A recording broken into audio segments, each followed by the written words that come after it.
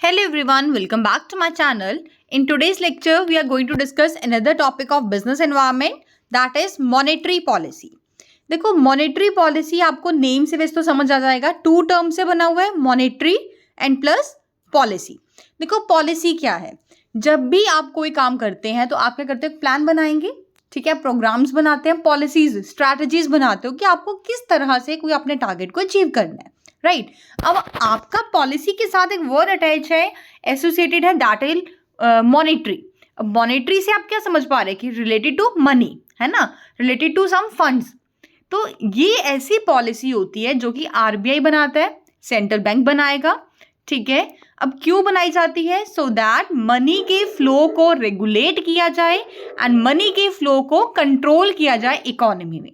अब रीजन क्या होता है कंट्रोल या रेगुलेट करने का मनी को, सो दैट ना तो आपकी इकोनॉमी में इन्फ्लेशन अराइज हो और ना ही आपकी इकोनॉमी में डिफ्लेशन अराइज हो, ठीक है. तो इन दोनों सिचुएशन से बचने के लिए हमारी जो सेंट्रल बैंक होता है, आरबीआई है, वो क्या करेगा, एक पॉलिसी फ्रेम करता है related to your money which is called as monetary policy, ठीक है. तो इसमें कुछ आपके इंटरेस्ट रेट्स होते हैं, उनको इंक्रीज डिक्रीज किया जाता है कि क्रेडिट फ्लो को या मनी सप्लाई को कंट्रोल करने के लिए. तो वो हम आगे फर्दर जैसे से टॉपिक्स कवर करते जाएंगे वो आपको क्लियर होता जाएगा, ठीक है. तो एक बस एक क्रक्स है कि मॉनेटरी पॉलिसी एक ऐसी पॉलिसी है which is related to the money. और क्यों बनाई जाती है, ताकि आप मनी फ्लो को या फिर क्रेडिट फ्लो को इकोनॉमी में कंट्रोल कर सके, ठीक है, रेगुलेट कर पाओ. अब क्यों कंट्रोल करना है, सो दैट आपकी इकोनॉमी में ना तो इन्फ्लेशन राइज हो ना ही डिफ्लेशन हो, बैलेंस मेंटेन बना रहना चाहिए. और इसको बनाता कौन है, सेंट्रल बैंक, जो कि हमारा आरबीआई है. क्लियर है, चलिए लेट्स स्टार्ट. इंट्रोडक्शन से स्टार्ट करते हैं. देखो क्या कहता है, government takes various steps to promote economic development of a nation. No doubt हम सब जानते हैं कि हमारी जो गवर्नमेंट है बहुत सारे ऐसे स्टेप्स उठाती है, किस लिए उठाती है, कि ताकि हमारी जो नेशन है उसकी इकोनॉमिक डेवलपमेंट को प्रमोट किया जा सके, ठीक है. और मॉनेटरी पॉलिसी भी उन्हीं में से एक है. Monetary policy is an integral part of economic general policy of the government. It influences supply of money, credit policy, rate of interest. It also regulates the banking system so as to meet credit needs of the economy. देखो क्या कहते हैं कि ये क्या करता है, just a second,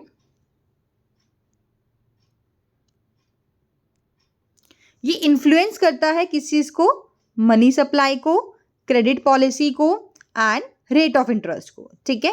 साथ ही साथ ये जो बैंकिंग सिस्टम होता है ना, उसको रेगुलेट करने का भी काम करता है, सो दैट हमारे जो इकोनॉमी के अंदर क्रेडिट नीड्स होती हैं उस चीज़ को वो मीट कर पाए. Clear. It creates favourable environment for saving and investment. ये सेविंग एंड इन्वेस्टमेंट्स के लिए भी फेवरेबल एनवायरमेंट क्रिएट करता है. क्लियर है. Now next comes with meaning of monetary policy. बहुत सिंपल है, अगर आपने स्टार्टिंग का 2 मिनट्स की अगर आपने अच्छे से पढ़ा समझा है तो आपको मीनिंग क्लियर हो गया होगा कि मॉनेटरी पॉलिसी है क्या चीज़, है ना. बट एक बार फिर पढ़ लेते हैं. Monetary policy of India is formulated and executed. क्या कहते हैं, monetary policy of India is formulated and executed by the RBI, reserve Bank of India. क्यों, जो भी इनके स्पेसिफिक ऑब्जेक्टिव्स होंगे उनको अचीव करने के लिए. I repeat, monetary policy of India is formulated and executed by RBI of India to achieve specific objectives, right. It regulates money supply. I repeat, it regulates money supply in the economy. Money refers to currency and credit creation by banks. When the public deposits money with banks retains a part of the deposits in cash and the remaining part is used by the banks to create credit by providing loans to the public. देखो बहुत general सा एक फंडा है, जब भी आप अपने अमाउंट, अपने सेविंग्स बैंक में डिपॉजिट्स करते हैं, ठीक है, तो बैंक क्या करता है, उन डिपॉजिट्स का कुछ पोर्शन अपने पास रखेगा as a in the form of a cash, और जो रिमेनिंग पार्ट होता है वो उसको प्रोवाइड कर देता है टू द पर्सन्स या people in the form of loan, ठीक है. क्रेडिट को क्रिएट करने में वो यूज कर लेते हैं. लाइक एग्जांपल लेते हैं, सपोज आप 100 रुपीज बैंक में डिपॉजिट करवा कर आए, बैंक क्या करेगा, कुछ परसेंट, सपोज मान लो कि आपको 10% रखना है, ठीक है, 100 का 10% कितना हुआ, 10 रुपीज वो अपने पास रखेगा एज अ कैश, और जो रिमेनिंग 90 रुपीज है वो लोगों को ही एज अ लोन दे देता है। ठीक है, तो ये क्रेडिट क्रिएशन का ये पूरा प्रोसेस चलता रहता है।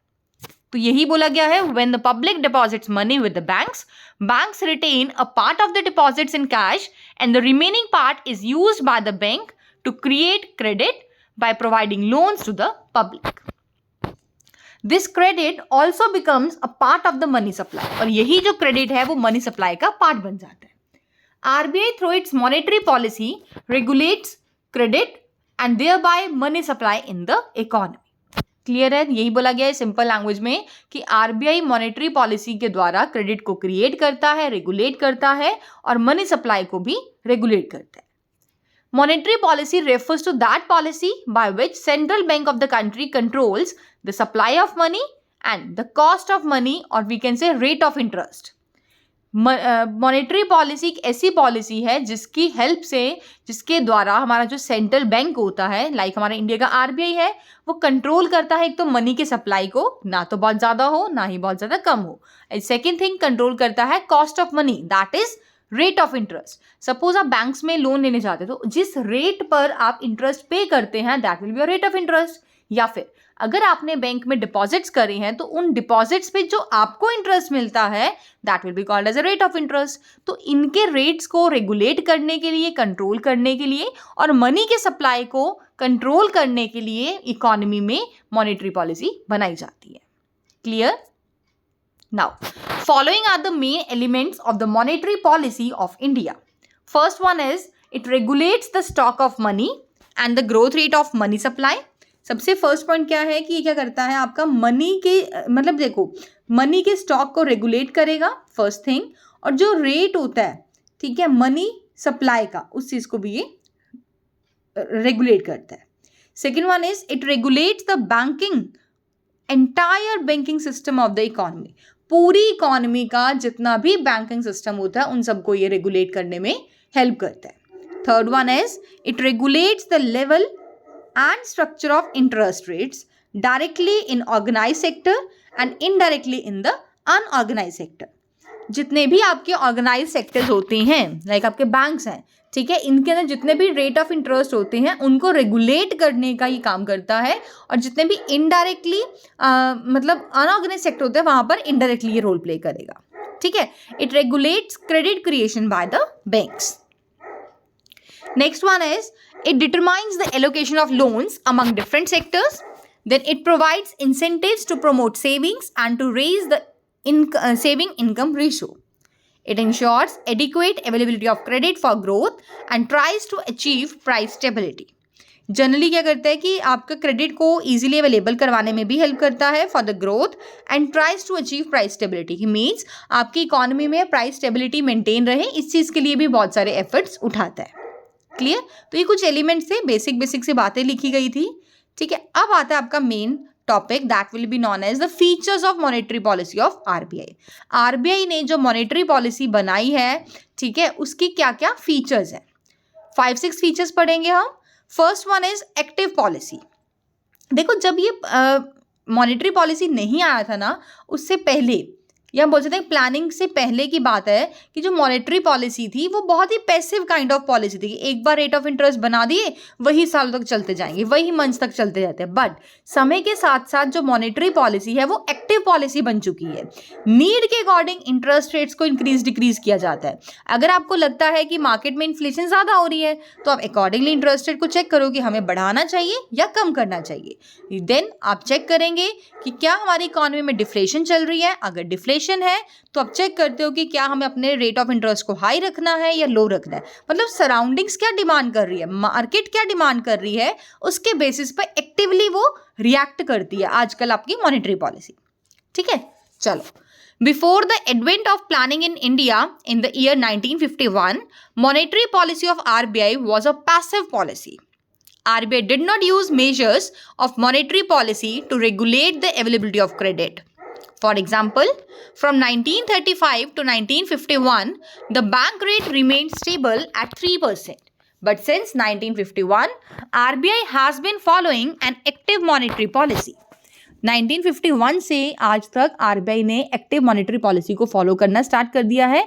इससे पहले अगर हम बात करें 1935 से लेकर 1951 तक जो आपका बैंक रेट था, अब क्वेश्चन अराइज हो सकता है आपको कि व्हाट इज बैंक रेट, है ना। आगे आपके एलिमेंट्स आएंगे, टेक्निक्स आएंगे, उसमें डिस्कस करेंगे। बैंक रेट आपका 3% तक स्टेबल रहा था इतने सालों तक भी, ठीक है। It has been using all the measures of credit control. Clear है। तो बेसिक सा फंडा ये है कि first feature is monetary policy जो है वो आपकी एक तरह से एक्टिव पॉलिसी, पैसिव पॉलिसी नहीं है।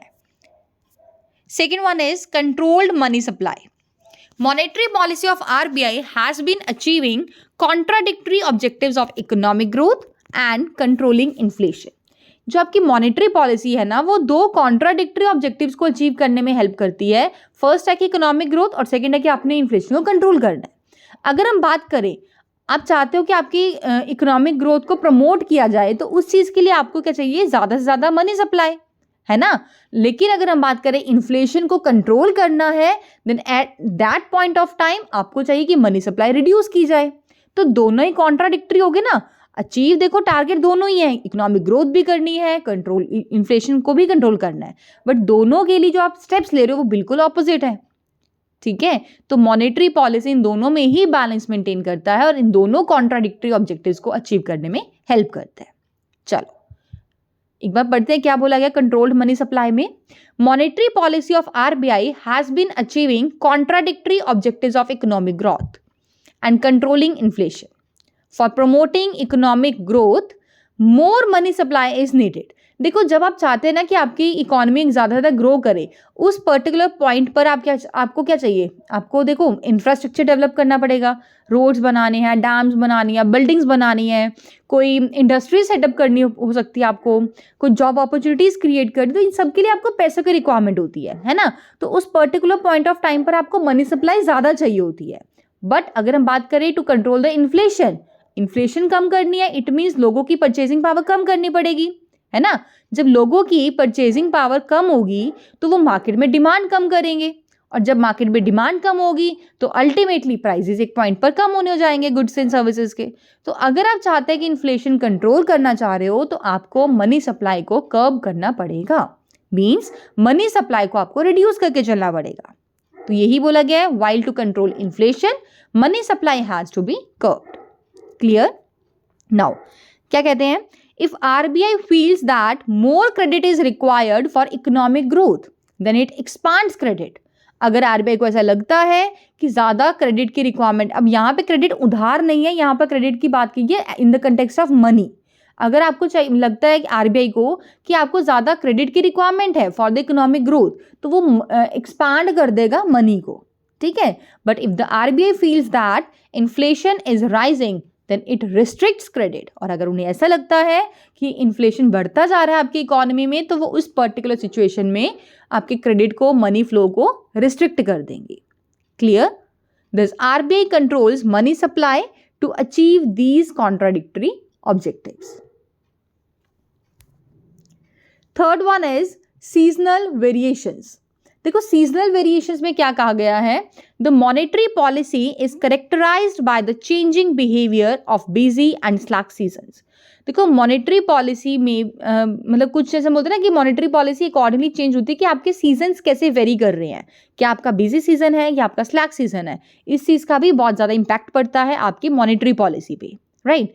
These seasons are tied to the agricultural seasons. In the busy season there is increase in demand. देखो बिजी सीजन है, इट मीन्स बूम चल रहा है मार्केट में, और उस टाइम पे आपके पास डिमांड भी बहुत ज़्यादा आएगी, और जब डिमांड ज़्यादा आ रही है तो इट मीन्स आपको प्रोडक्शन ज़्यादा करनी है, इन्वेंट्री ज़्यादा मेंटेन करना है, इन शॉर्ट आपको फंड्स की ज़्यादा रिक्वायरमेंट होती है ना। और अगर आपका स्लैक सीजन चल रहा है, इट मीन्स आपकी लेस डिमांड होगी, और जब डिमांड ही लेस है तो आपको फंड्स की भी रिक्वायरमेंट कम पड़ेगी। तो इसीलिए कहा गया है during busy season RBI expands credit and during the slack season RBI contracts credit. Clear है। चलिए नेक्स्ट फीचर क्या है, फ्लेक्सिबल। फ्लेक्सिबल में क्या कहा गया है कि जो मॉनेटरी पॉलिसी है वो चेंज होती रहती है according to the dynamic environment, और we can say dynamic market conditions and requirements, ठीक है। I repeat, monetary policy has been changed according to the change in the market conditions and requirements. if there is more requirement of funds in the market, then RBI follows liberal monetary policy by lowering bank rate, CRR, SLR, repo rates, interest rates, etc. क्या कहते हैं कि अगर requirement है market में ज़्यादा से ज़्यादा फंड्स की, तो आरबीआई मॉनेटरी पॉलिसी को लिबरल कर देता है बाय रिड्यूसिंग और lowering the bank rate, CRR, SLR, repo rate, जितने भी आपके रेट ऑफ इंटरेस्ट होते हैं उनको कम कर देता है. ठीक है, इन शॉर्ट यही बोला जाता है कि मार्केट में क्या रिक्वायरमेंट है, क्या नीड है, अकॉर्डिंगली मॉनेटरी पॉलिसी में भी चेंजेस किए जाते हैं. Right. For example, when RBI feels that economy needs more funds for economic growth, RBI makes liberal monetary policy. On the other hand, when inflation is very high, then RBI decreases supply of money to check inflation by adopting tight monetary policy. Simple सा था कि अगर RBI को लगता है कि ज़्यादा funds की रिक्वायरमेंट है for the purpose of economic growth, तो वो लिबरल पॉलिसी अडॉप्ट कर लेते हैं. और आरबीआई को लगता है कि अगर मार्केट में इन्फ्लेशन ज़्यादा हो गई है तो वो टाइट मॉनेटरी पॉलिसी को अडॉप्ट कर लेते हैं. क्लियर. चलिए, नेक्स्ट पॉइंट क्या है? Investment and saving oriented. देखो क्या कहते हैं, to encourage investment, rate of interest on loan should be low. Investments को इनकरेज करने के लिए, देखो इन्वेस्टमेंट्स आप तब करेंगे जब आपके पास में पैसे होंगे, और कई बार हो सकता है कि आपके रिटेन्ड अर्निंग्स ना हो, आप लोन लेकर भी इन्वेस्ट करते हो, है ना. आप मतलब इन्वेस्ट करना not in the sense of only securities. आपने सपोज कोई इंडस्ट्रीज को सेटअप करना है, that will also be your investment, right ना. तो अगर आपने कोई इंडस्ट्री को स्टैब्लिश करना है, सेटअप करना है, तो ऐसा तो ज़रूरी नहीं है ना कि आपके पास इन हैंड ही सारी अमाउंट अवेलेबल हो. तो आप कई बार लोन भी लेके काम करते हो, है ना. तो उस लोन पर आपको इंटरेस्ट भी पे करना पड़ेगा. तो इन्वेस्टमेंट को इनकरेज करने के लिए जो लोन्स के रेट ऑफ इंटरेस्ट होते हैं, that will be kept as low. While to encourage savings, savings को प्रमोट करने के लिए, सेविंग्स को इनकरेज करने के लिए जो आपको डिपॉजिट्स पे रेट ऑफ इंटरेस्ट दिया जाता है, that will be kept as high. ठीक है ना. तभी आपकी इन्वेस्टमेंट एंड सेविंग ओरिएंटेड बोला गया आपकी मॉनेटरी पॉलिसी को. चलिए एक बार दोबारा पढ़ लेते हैं. To encourage investment, rate of interest on loan should be low, while to encourage savings, rate of interest on deposits should be high. The monetary policy adopted by RBI is both investment and saving oriented. To encourage investments, adequate funds, or we can say loans, are made available for productive purposes at reasonably low rates of interest. Investments को encourage करने के लिए आपको या तो funds provide किए जाते हैं या फिर वो आप उसे लोन कह सकते हो, सो दैट आपको प्रोडक्टिव पर्पस जो भी आपका है वो आप अचीव कर पाओ, है ना. और किस रेट पर? लो रेट्स पर आपको प्रोवाइड किया जाता है. The Reserve Bank of India has also kept the interest on deposits at a reasonably high rate to attract savings.